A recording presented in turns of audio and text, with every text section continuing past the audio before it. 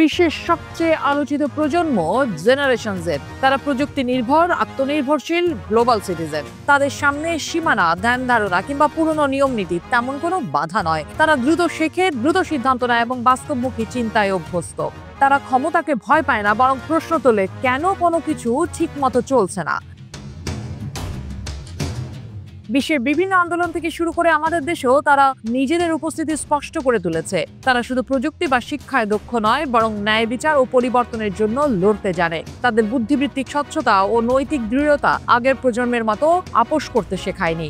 আমাদের শিক্ষা ব্যবস্থা যেখানে আটকে আছে পুরনো কাঠামোতে, সেখানে জেনারেশন জেড নিজেদের স্কিল নিজে নিজে গড়ে তুলছে অনলাইন প্ল্যাটফর্মে। তারা চাকরির জন্য অপেক্ষা করে না, বরং স্বশিক্ষায় লক্ষ লক্ষ টাকা উপার্জন করছে।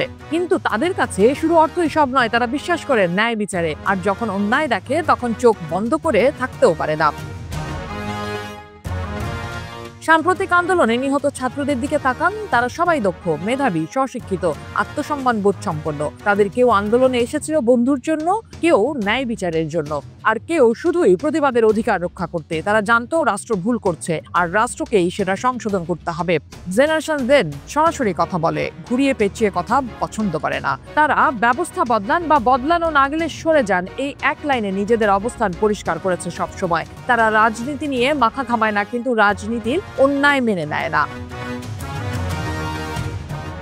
কিন্তু রাষ্ট্র, প্রশাসন ও পুরনো রাজনৈতিক প্রজন্ম এই জেনারেশন জেডকে বুঝতে পারেনি। ডিভাইড অ্যান্ড রুল আর ভয় দেখানোর কৌশল এই প্রজন্মের উপর কাজ করে না, বরং দমন করার প্রতিটি প্রচেষ্টাই তাদের আরো সংগঠিত করেছে, আরো ক্ষিপ্ত করেছে।